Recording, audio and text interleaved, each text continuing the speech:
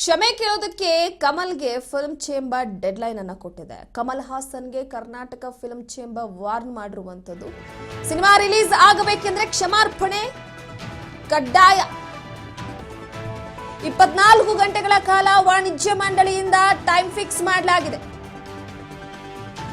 ಥಗ್ life ಚಿತ್ರದ ರಿಲೀಸ್ಗೆ ಕ್ಷಮೆ ಕೇಳೋದಕ್ಕೆ ಪಟ್ಟನ್ನ ಹಿಡಿಯಲಾಗಿದೆ. ವೆಂಕಟೇಶ್ ಕೋರಿಕೆ ಮೇರೆಗೆ ಕಮಲ್ಗೆ ಅವಕಾಶವನ್ನ ನೀಡಲಾಗಿರುವಂತದ್ದು. ಫಿಲ್ಮ್ ಚೇಂಬರ್ನಿಂದ ನಡೆದಂತಹ ಸಭೆಯಲ್ಲಿ ಡೆಡ್ಲೈನ್ ಕೊಡಲಾಗಿದೆ. ವೆಂಕಟೇಶ್ ಅವರ ಕೋರಿಕೆ ಮೇರೆಗೆ ಥಗ್ ಲೈಫ್ ಚಿತ್ರದ ರಾಜ್ಯ ವಿತರಕ ವೆಂಕಟೇಶ್ ಕೋರಿಕೆಯನ್ನ ವ್ಯಕ್ತಪಡಿಸಿರುವಂತದ್ದು. ಕ್ಷಮೆ ಕೇಳೋದಕ್ಕೆ ಕಮಲ್ ಹಾಸನ್ಗೆ ಫಿಲ್ಮ್ ಚೇಂಬರ್ ಡೆಡ್ಲೈನ್ ಅನ್ನ ನೀಡಿರುವಂತದ್ದು.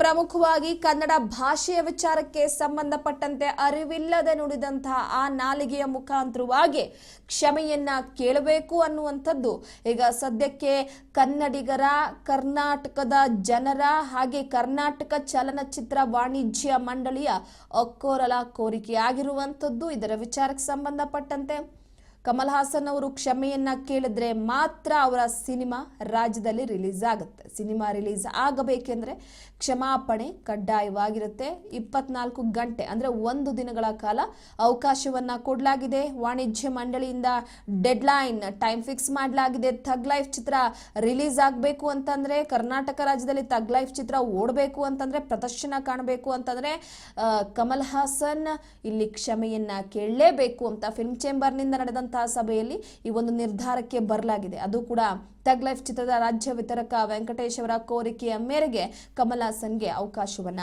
ನೀಡಲಾಗಿದೆ.